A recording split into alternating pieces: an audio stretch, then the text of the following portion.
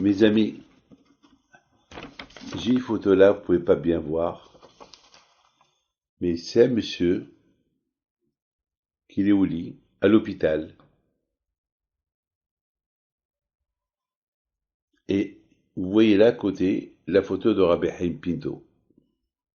C'est une histoire spectaculaire, cette histoire-là. Que le mérite de Rabbi Haim Pinto soit avec vous, et que le bon Dieu vous protège, et que le bon Dieu vous donne une bonne journée. Alors, c'est quoi l'histoire de cette photo que j'ai dans les mains, que je garde précieusement? Il y a une femme qui devait faire l'opération, une opération. Et cette femme-là, elle savait que l'opération, elle est dure. Mais elle voulait absolument qu'on lui amène une photo de Rabbi Haim Pinto à côté d'elle. Elle a dit, sans la photo de Rabbi Haim Pinto, je veux pas faire l'opération. Donc, ils ont cherché, ils ont trouvé une petite photo de Rabbi Haim Pinto, et on lui amène la photo de Rabbi Haim Pinto. Très bien. Elle était contente et heureuse. Mes amis, ils l'ont mise, vous savez, dans, dans une chambre stérilisée, et la photo aussi, ils l'ont mis dans un cadre stérilisé, donc dans un plastique stérilisé, tout est stérilisé, donc la photo était avec elle. Mes amis, après l'opération, ils l'ont transformée dans une autre chambre. Et le miracle, il s'est passé que lorsqu'elle s'est réveillée, elle demande la photo. Où est la photo? Ils lui ont dit, ben, ils ont changé de chambre. Bon, ils ne savaient pas quoi faire. Alors la pauvre, elle avait de la peine. Alors ils ont fouillé, ils ont cherché, ils ont trouvé la photo. Ils l'ont emmenée. Elle était heureuse, elle était contente. Maintenant, l'opération n'a pas bien réussi. Donc il devait encore faire quelques réparations dans son corps. Et encore une fois, la photo, on la trouve pas. Ils ont changé de chambre, changé de lit, tout est. Il n'y a pas de photo. Il n'y a pas de photo. Alors, elle, lorsqu'elle était en train de dormir,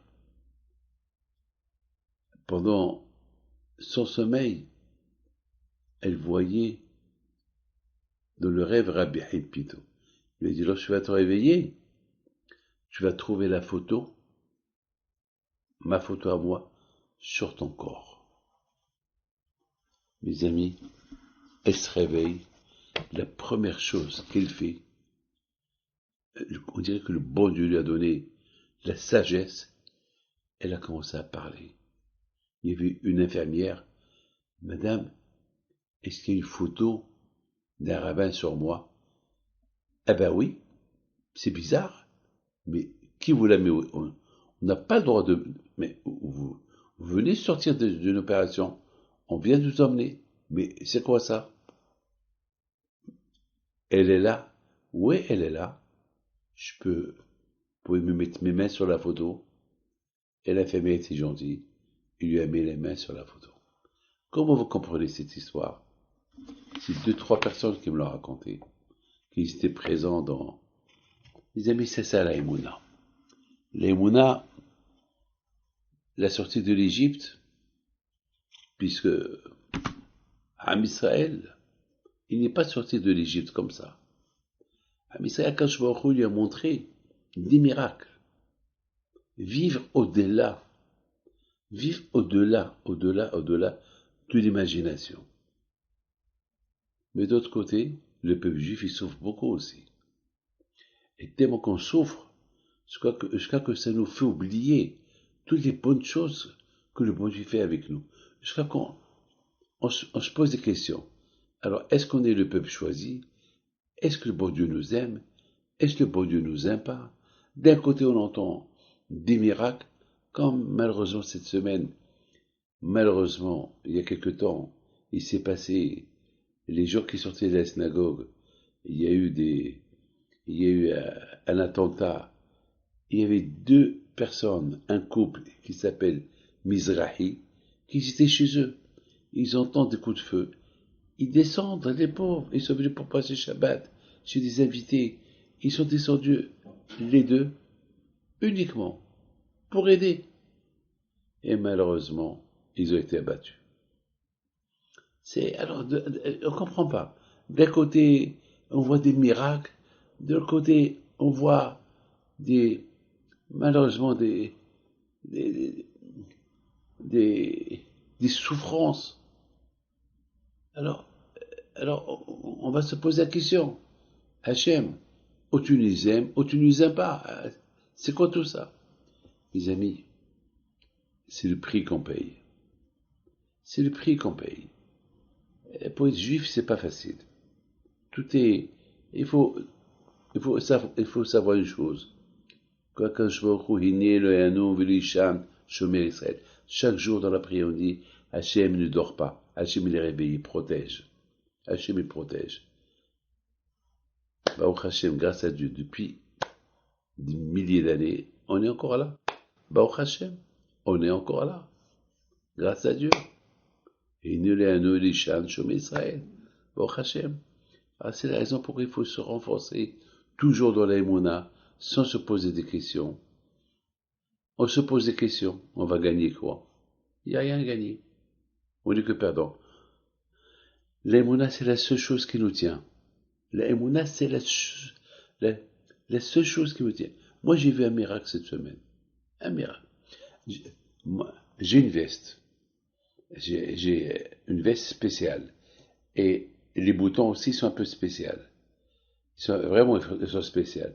Et il y a quelqu'un qui me dit, Rabbi David, il te manque un bouton. Et vraiment, il te manque un bouton. Mais j'étais sur mon chemin pour aller à l'aéroport. Je ne savais pas quoi faire. Vous savez, presque tout le temps, j'étais comme ça. Je cachais un peu le poids parce que c'était un manteau croisé. Il y a deux boutons là, à gauche, il y a deux boutons à droite, et j'avais honte. Vous voyez pas. J'arrive à l'aéroport. Je vois un monsieur que je connais, il vient chez moi me saluer. Alors je l'ai salué, il faut que je le salue avec la main droite. Et lorsque je lui ai donné la main droite, il a vu qu'il manquait un bouton. Je sais pas, mais on dirait qu'il voulait, on dirait qu'il était en train de me filmer. Ah, Rabbi David, il vous manquait un bouton. J'ai dit oui. Vous savez, Rabbi David, j'ai une veste exactement comme la vôtre. Baruch Hashem, j'ai pas encore envoyé mes valises. Alors, il ouvre comment ça s'appelle, une petite pochette, il a un bouton, le fil, l'aiguille, tout. J'étais bouche bée. Il y avait sa femme, il me l'a cousu. Comment vous comprenez ça? Le podium m'a envoyé à tailleur avec les boutons et tout jusqu'à l'aéroport. Il n'y a rien à comprendre. Le podium protège à mes créations.